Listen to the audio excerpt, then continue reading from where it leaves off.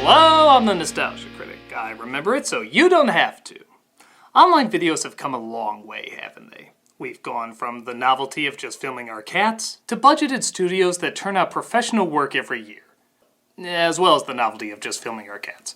But there's a group of entertainers that, despite growing more and more popular and having done this for years, still meet with a lot of hostility from Hollywood, and those are the entertainers who incorporate fair use. This is what we do.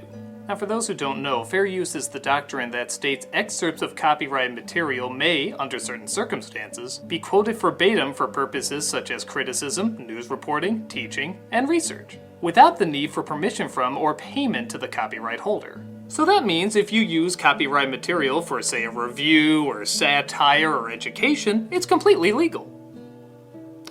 Too bad Hollywood doesn't see the law that way.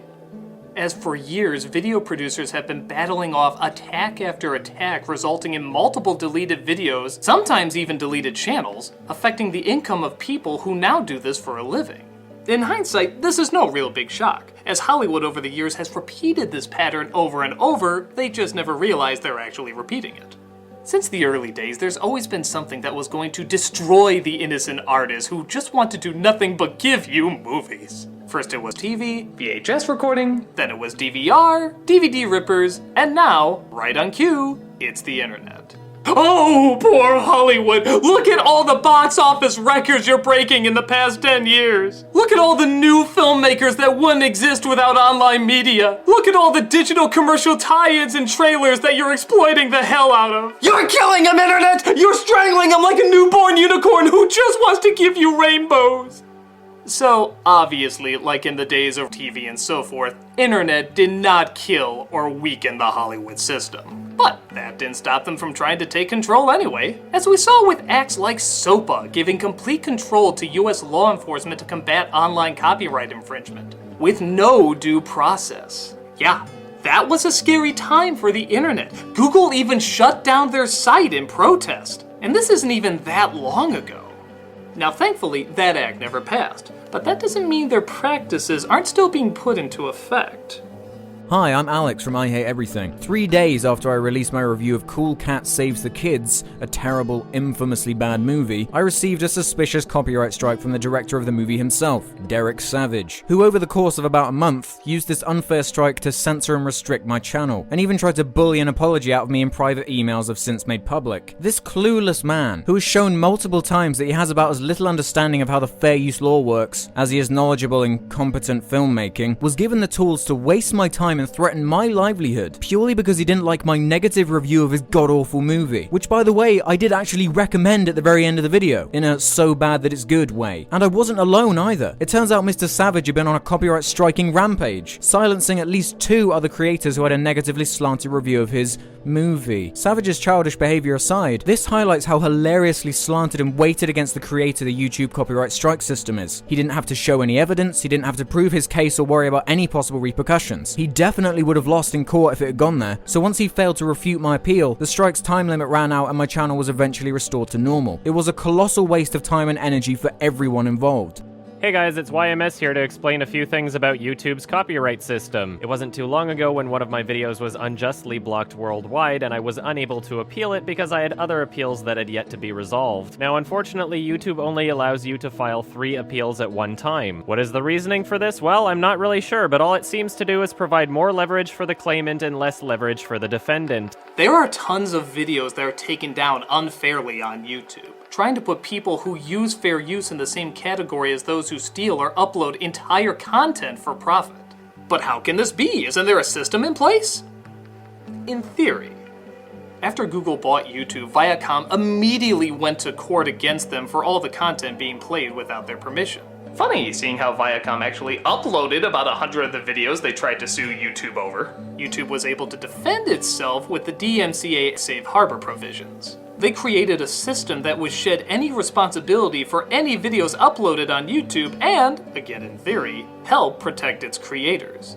This system was, is, and will continue to be abused, and for some reason in a much more rapid pace this past year. The system is there's 2 penalties for copyright infringements, a claim or a strike. A strike is the most severe. Your video gets taken down from YouTube because a copyright owner sent a complete legal request asking YouTube to do so. Just one strike limits your channel, including only airing 15-minute videos and an inability to dispute content claims for 6 months. You get 3 of these and your channel is gone. And then there's the more popular yet less severe penalty, claims. If Content ID detects copyrighted material within your video, then an automatic action will take place. This action is entirely dependent on what the copyright holder previously set it to do. For example, if I owned a movie and I wanted to add it to YouTube's Content ID system, I would get to decide how much footage from my film would need to appear in someone else's video before it automatically claims it. You can also receive claims that were filed manually. A manual claim implies that somebody actually watched the video and determined it was infringing before filing the initial claim. So, how can that possibly be unfair? YouTube's system is set up in such a way that incentivizes claimants to abuse it, and that is precisely why their system is rampant with abuse. You can file a dispute, and then it's up to the claimant to respond to your dispute within 30 days. If they don't respond within 30 days, then their claim will be removed and your video will be back to normal. If they do respond, they can either remove the claim or reinstate the claim. If they reinstate the claim, then you have to file an appeal, and they have yet another 30 days to respond to that. The most excruciating part was the lack of human interaction from anyone at YouTube. The automated emails and forms seem designed in such a way that no human working at YouTube will ever actually see it, so it makes you feel pretty helpless and pretty worthless. There was no one I could contact to fix a very, very simple problem, so the entire situation was elongated and needlessly blown comically out of proportion. I see no reason why there should be a limit on the amount of appeals I can send when there's no limit on the amount of claims I can receive. And what's worse is that even if the amount of appeals was increased, I would still only really be able to use 2 at a time. Reason being is that during the appeals process, the claimant has the option to remove your video and issue a strike on your account. You can fight to get your video back up and get the strike removed from your channel by filing a counter notification, but those can take up to a month to complete as well. And as soon as you have 3 strikes on your channel at any one time, your channel is automatically removed. So even though I'm technically allowed 3 appeals at once, I make sure to limit myself to 2 in case all of them come back with takedown notices. But okay, so some companies are gonna be unfair and some even make mistakes. At least they're gonna try not to do it again, right? Why? There are no penalties for companies creating false claims or strikes. In fact, there's a claim where you can take someone's monetization on a video, even if the claim turns out to be false. So if a studio says, hey, your Event Horizon review, that's our review, 100%. They can take the money you're supposed to be making on it until you file a counterclaim. And if they never fight it or are proven to be wrong, they still get to keep all the money that they made on you. No questions asked. But there's even more they can do than that. You would think that studios wouldn't go around filing fraudulent claims against people's videos, but not only do they do that, but they often outsource other companies to do it for them. I've received countless claims from a rights management company known as Egeda, and this claimant in particular is one of the worst to deal with. You can dispute your claim and provide factual evidence as to why your content falls under fair use, and they just reinstate their claim anyway and will often issue a takedown notice against your video. So you might be thinking, well, big deal, so you had to fight off a claim every once in a while. How often could they possibly happen? A few times a year, maybe once or twice a month? Every other day, we have to fight off a new claim. I've fought and won every single illegitimate claim thrown my way, but as the number of videos on my channel increases, so does the likelihood that I'll be stuck with too many claims to deal with at once. There's countless videos on my channel that I was unable to monetize for several months just because of how long the claims process takes. It's gotten to a point where we've had to change our content dramatically. Clips of films have been intensely reduced down, and some reviews don't even use clips. They use reenactments. However, as other cases prove, even not using footage isn't enough. I received a strike on my account on one of the Midnight Screenings reviews, which is a series I do in which me and another person sit in a car in a parking lot after going to see a movie in the theater, and we just talk about the movie. There's no clips, no footage, it is just us sitting in a car talking about a movie. And if you didn't know that, you could know that by just simply watching the video. So what started out as a means to protect studios and content creators is now being used as a means to silence and steal. We're at a point now where not only is this becoming more and more wrong, it's becoming illegal. In the case of Lens versus Universal, Universal claimed a 29-second video of a baby dancing to a Prince song infringed copyright. Yeah, that's how desperate it's getting. Thankfully, EFF sued Universal on Lens's behalf, arguing that Universal abused the DMCA by improperly targeting a lawful fair use. A federal appeals court affirmed that copyright holders must consider whether a use of material is fair use before sending a takedown notice. But don't worry, that still didn't stop the studios from wrongful DMCA takedowns. Tons of them still going on today. Studio Ghibli gave us a strike for telling people to go see My Neighbor Totoro. Ironic, as the studio that created the No-Face, a creature who just wants to spread joy but gets consumed by greed, gobbling up anything that comes in its way, is now sadly the perfect mascot for this situation.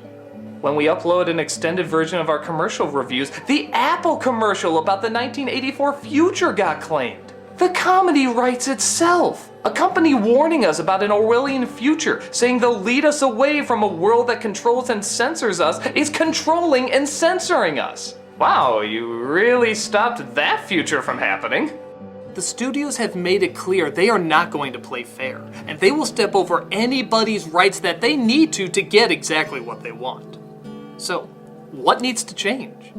Well, first make it so that studios can't steal money that's rightfully yours. If there's a monetization claim, why not place that money made for the video in a side account? That way, if the claimant releases the claim, the money should go to the creator. Second, the 3-strike rule. How come one strike disables you from disputing any other copyright claim? If we were going by baseball rules, does 1 strike limit the batter's ability in any way? Up, 1 strike, that means you can only swing halfway. Up, 2 strikes, that means you can only swing at balls on certain sides of the plate. Fighting claims is something that every channel will have to go through at some point. Hell, with these examples, it's inevitable, and some of us go through it more often than others. So why take away your right to fight that, especially if it turns out the party accusing you is wrong? In fact, since a court ruled that fair use has to be taken into consideration, why not a grace period before any action is taken? A strike should not automatically and immediately be placed on your account. There should be time to notify YouTube that you're fighting the DMCA takedown. And until that's resolved and seen who's right or wrong, an account shouldn't be penalized. Which leads to the most important part. Claimants need repercussions for false claims. You can lose money or your channel due to claims and takedowns. Those are the penalties you have to suffer. So why isn't there any penalty for ones that are retracted or false? It just allows one side to have all the power. There's a great irony that the creation of Hollywood and these studios came from something similar to what we're going through right now. Thomas Edison held many of the patents over the technologies needed to create movies, and he was overly tough on upholding them, exhibiting a near monopoly. So creators fled to California and created Hollywood, because they thought the limitations and abuse of control was getting out of hand. Yeah, sound familiar? Years later, the studios now are the ones who are trying to limit and control while the creators are still trying to create. It's clear that this current system is made to be abused, and will continue to be abused until A, it's fixed, or B, the affected channel gets big enough to give the claimants enough bad press to scare them into not filing the claim. And that shouldn't be how things are done. I've been doing this professionally for over 8 years. And I have never had a day where I felt safe posting one of my videos, even though the law states I should be safe posting one of my videos. For years, Hollywood has been wrong about what will destroy them, and every time a supposed threat came about, when trying to take them down didn't work, they inevitably turned to the most obvious and logical solution: join forces. Hollywood works with TV, and Hollywood should work with the internet. This is proof that the only thing that can destroy Hollywood is Hollywood. The system that is in place is being used by studios and now even other content creators as a scare tactic to silence criticism and stunt channels that could grow into popular media outlets but aren't because they could say something somebody doesn't like. Some businesses have picked up on how to utilize this. In fact, online creators have given attention to movies, shows, and games that probably would have disappeared unless the internet brought focus to it. It doesn't even matter if it's good or bad. In fact, it's usually looked at more if it's glorified for being bad.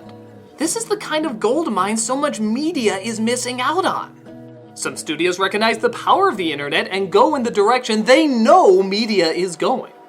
But others still see the change as too hard or too much work, not willing to put in the effort to do what they know is right. When you receive a claim, it hasn't even gone through a human being yet. YouTube gives claimants the power to make money off of your video before it's even been determined that your video is actually infringing upon their copyright. Why should content creators be responsible for having to deal with angry people who take reviews personally and use that anger to maliciously target and silence voices with a system that allows them to do so? It's no wonder studios don't think twice about issuing illegitimate claims, because chances are either you won't fight back or you won't be able to fight back. And only months after this incident, my entire channel was taken down for about 17 hours because of false spam flaggings. It took multiple weeks to even receive any kind of explanation or apology from YouTube directly. And if I never made such a loud noise about it, my channel would have remained taken down for no reason.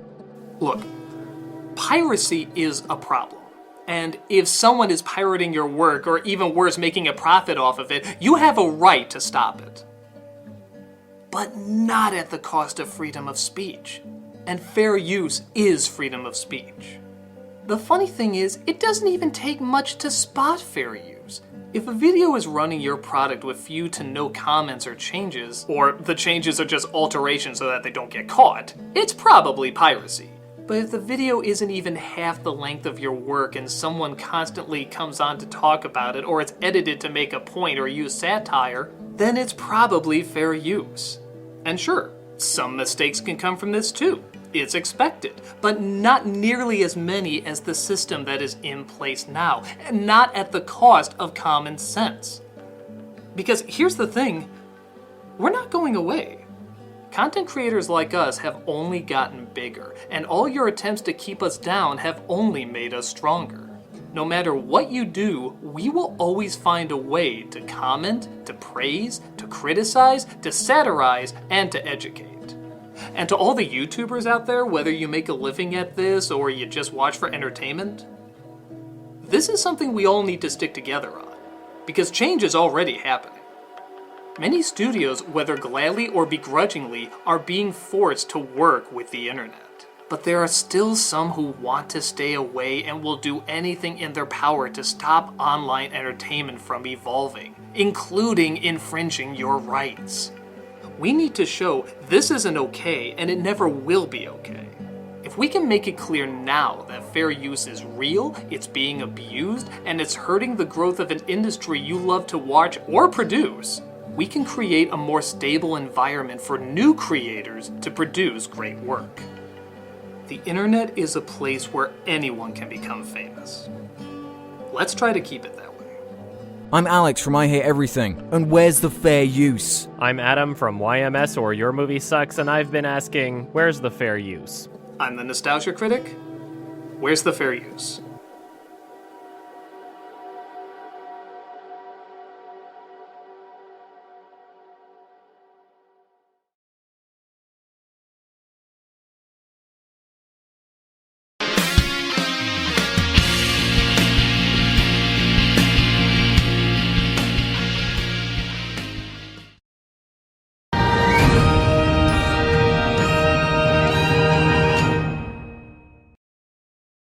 Hey everybody, Doug Walker here doing the charity shout out, and this week, appropriately enough, we are doing the Electronic Frontier Foundation, EFF. This is the leading civil liberties group defending your rights in the digital realm. As you know, technology is transforming our society and empowering us as speakers, citizens, creators, and consumers, which unfortunately means a lot of our freedoms are going to be threatened the bigger it gets. And EFF is the first line of defense. They broke new ground when it was funded in 1990, well before the internet was on most people's radar, and continued to confront cutting-edge issues defending free speech, privacy, innovation, and consumer rights. From the beginning, they championed the public interest in every critical battle affecting digital rights. See all the various ways freedom of speech is trying to be threatened, what they're trying to do about it, and how you can help. With all of us getting together, we can help keep the internet fair and free.